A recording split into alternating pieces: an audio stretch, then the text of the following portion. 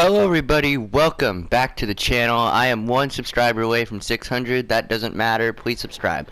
Anyway, today I'm going to be playing a 20-minute race here on this little supercross track. And we're going to wrap up Unadilla here, which just ended, let me see, it's 4 o'clock now, so it ended about 4 hours ago, I want to say.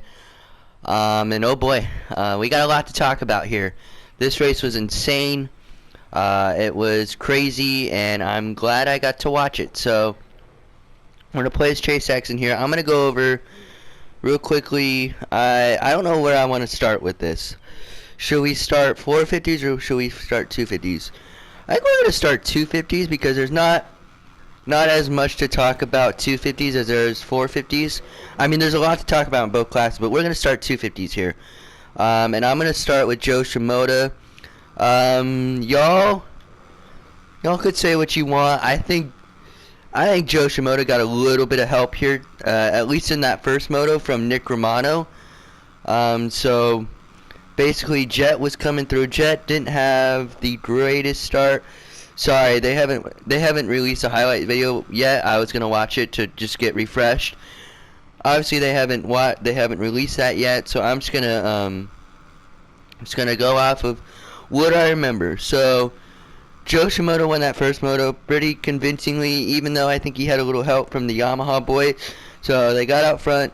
Justin Cooper grabbed that whole shot and was pulling away there. And what happened was he hit a slick spot, I believe, and went down pretty. I mean, it was pretty tough crash. But the one guy who did have a tough crash was Seth Hammaker. By the way, can I just say real quick, they needed to fix. I know they fixed. Oh damn! I know they needed. I know they fixed the face of that jump where Seth went down, but they really needed to fix that corner too. Shout out to Unadilla, the Robinson family. I think they are lost a family member. Ward Robinson, the founder of Unadilla, passed away this past week. Literally just days before this national. So can you imagine that family putting on this event and still grieving the loss? That must have been hard. I can't even imagine. But this is the first time I've seen a track go out there and fix a track in between motos. I don't think I've ever seen that. Not even Redbud, I haven't even seen that. Maybe it happens. I just noticed it today. But they really needed to fix that corner. So what happened was Jet, I don't remember exactly where Jet started, but he didn't get the greatest start. I know that. And he was coming through and he got to Nick Romano. Nick Romano, by the way, rode really good today. But helped out Joe Shimoda. And the reason I say that is because he kind of was holding up Jet. By the way, that part of the race there where he went side by side with Jet and still held second place there coming out of that straightaway. So so it was, you come around, you do that step. I don't even know what to call that jump. It's right before you get back on the start straight. I don't even know, but they went. Him and Nick Romano and Jet Lawrence went side by side on that. Oh damn, people dying in front of me. They went side by side on that. And I mean side by side. I mean, like, remember back in Redbud when I think it was second moto, I believe, or it could have been first moto too, when Jet and Hunter came through the mechanics area at Redbud and they almost locked bars there. They were so close. It was kind of like that. And Romano somehow held on to second there. That was really cool. But then I think Joe Shimoda rode good that first moto, but I do think he had a little bit of help from Romano holding up Jet. And Jet crashing when he made the pass on Romano. I don't think that was Jet riding over his head. I mean, obviously he's trying to get by Romano. He knows how good Shimoda is. I mean, he's raced Shimoda since they were kids. So he knows how good Joe is there. But that was just that corner there.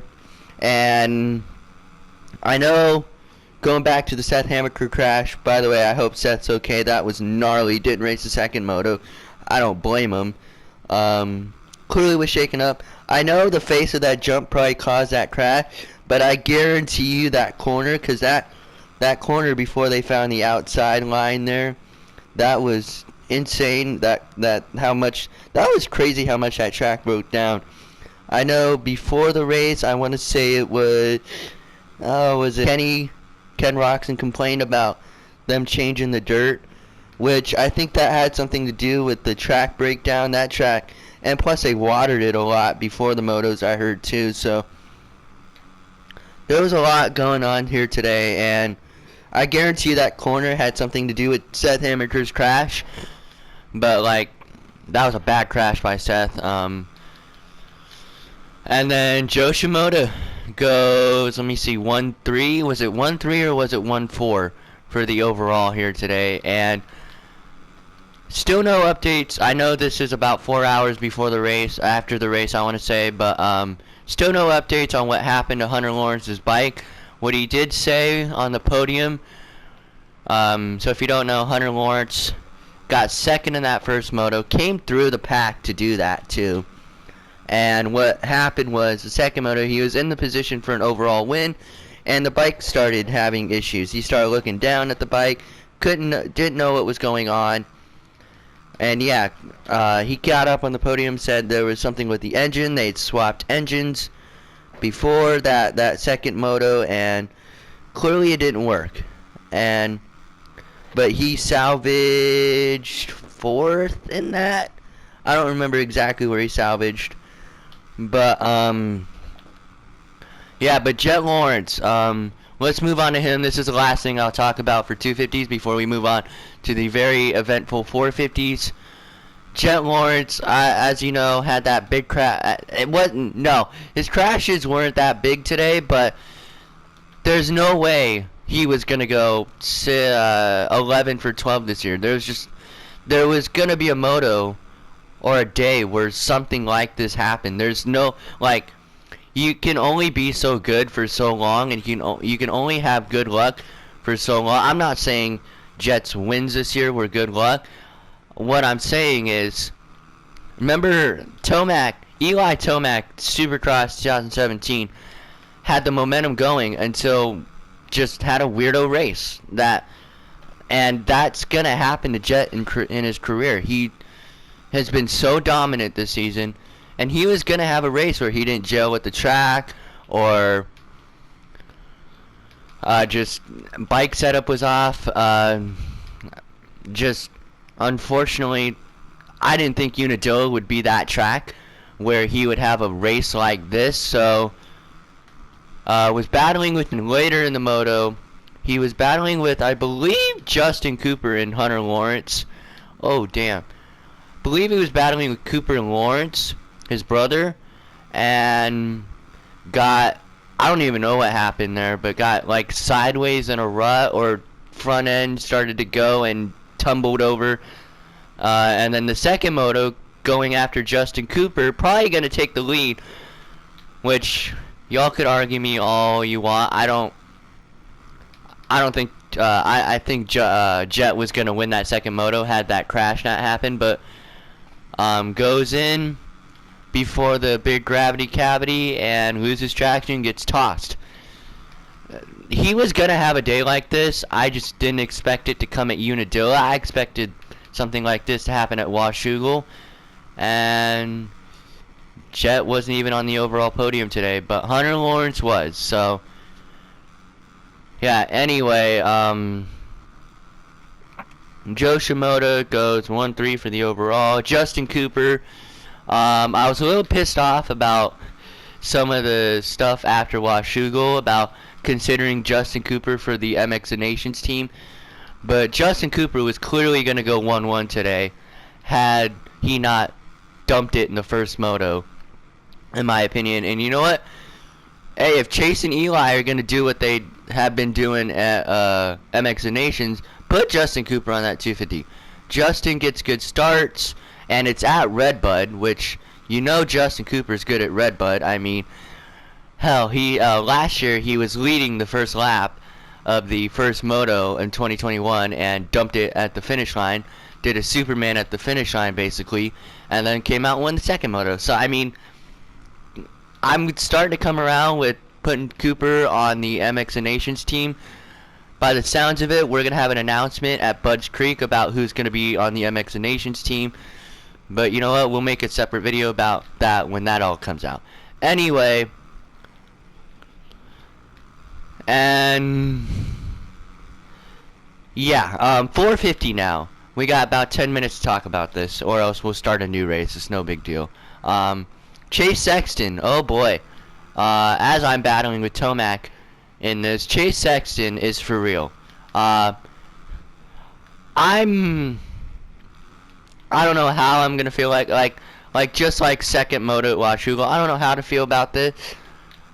Because Eli Tomac's best track. In fact, I did some research on Friday and found out that Eli Tomac's past 4 moto finishes, not overall finishes, Tomac's moto finishes since 2019, and obviously we didn't go there since in 2020, but his moto finishes in 2019 and 2021 have been 7-3-3-7 for Tomac. And then Chase, last year, remember last year, that's when he got all Chase I'm talking about here, got all sideways in the first corner last year at Unadilla, and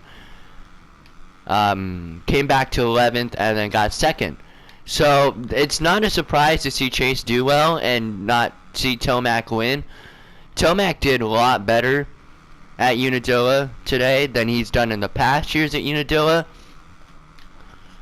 And the one moto he's won at Unadilla, or the two, I don't remember 2017, but I know 2018 he won a moto here, and that was a mutter. So you can't, ooh, what a battle.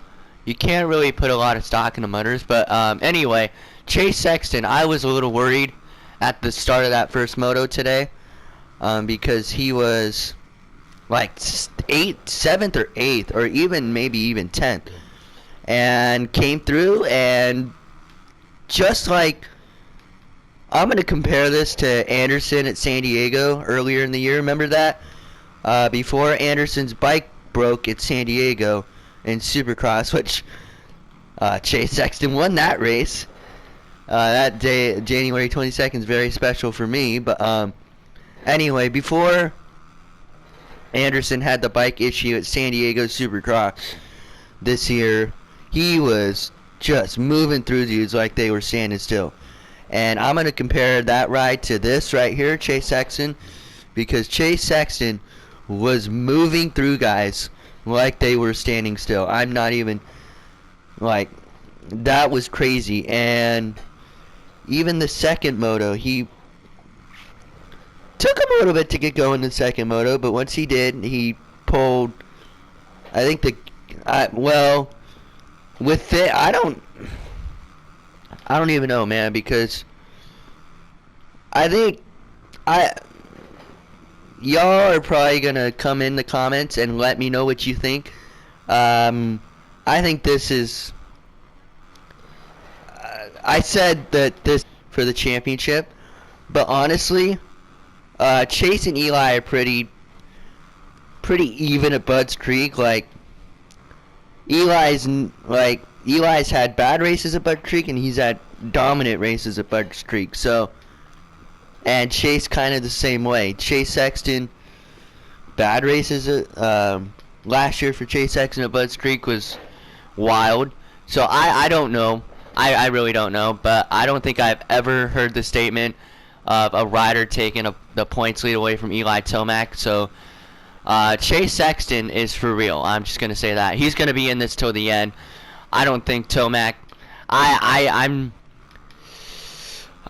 know a lot of people are gonna say, well, Tomac's gonna win the title because he's done it 3 times before, I believe, and just has the experience. You know what? Chase is gonna give him a run for his money. And where's the last round at? Paula, Fox Raceway, whatever. What did Chase do at Fox Raceway earlier in the year? He went 1-1, and pretty convincingly. Yeah, so for Chase to beat Eli at Washougal, that was big in itself. I know they split motos there, but now Chase has 3 straight moto wins in the points lead. So these final 3 rounds are gonna be wild. Buzz Creek, they're pretty even, and then Ironman, Tomac's pretty good there, and then Paula, Chase is a beast. So, but throw Dylan Ferrandis in the mix too. He came back today, went 4:10 for 4th. The first moto got the whole shot and faded back a little bit. I honestly think his cardio wasn't 100%. He clearly was not 100%, I don't think. And we saw that. 2021, if he got a bad start like he did the second moto, he was probably getting 3rd. Bad start in the second moto, and he got 10th. Good start in the first moto, and he got 4th. And honestly, that number 1 plate looks so good on that Yamaha. I can't wait for Tomac to run it in Supercross. And yeah, 4:10 for Dylan. Looked pretty good at the beginning of that first moto, but like I said, his cardio I don't think is 100%. I better move out. Actually, we'll move out of the way here for Barsha. Go through. What else? Malcolm Stewart wasn't what I expected, honestly. He went 14-16 in the motos, which was, I mean, not very good. But honestly, he hasn't raced outdoors since Budds Creek in 2014, which I believe was in June that year. So, first outdoor race since 2016. I think he'll be better as the last 4 go on. And who knows? I think Malcolm could do really good in Supercross next year. I think 2023 is a year that Malcolm Stewart is going to get a win in Supercross. That's just my opinion. Y'all could blow me up in the comments for that, but I truly think Malcolm will get a win in Supercross for 2023.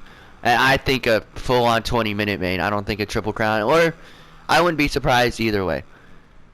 Kenny Roxon, not great.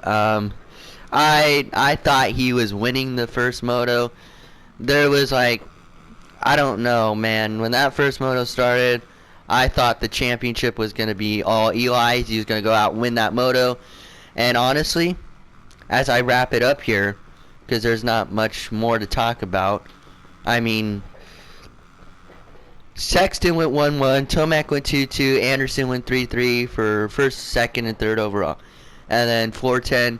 Dungey, I think it's bad news when Dungey, who's been off for 5 or 6 years, beats Roxon. I think he beat him both motos. I'd have to double check, but I know he beat him in the second moto. But I'm gonna have to check the other one. Yeah, I think that's a bad sign there. Kenny doesn't have a contract for Honda yet, or contract for 23 yet, so maybe he's just gonna move on to World Supercross only and go back to the GPs. Yeah, it was a crazy day for racing though. Let me see. But back to this Sexton Tomac talk. I just don't know who's gonna win this title, man, because Sexton is for real, like I said earlier. But so is Tomac. Like, you gotta remember, Tomac has openly said that he wants to do Supercross and outdoors in 1 year. Win them both in 1 year. And I don't know, man. I'm conflicted because Chase is definitely making Eli earn this. 2-2s when Eli went on that run is clearly working here, and honestly, I think if Chase never crashed in Millville, I believe we would be looking at like a 5-race moto win streak. Maybe Tomac still gets that first one at Washougal.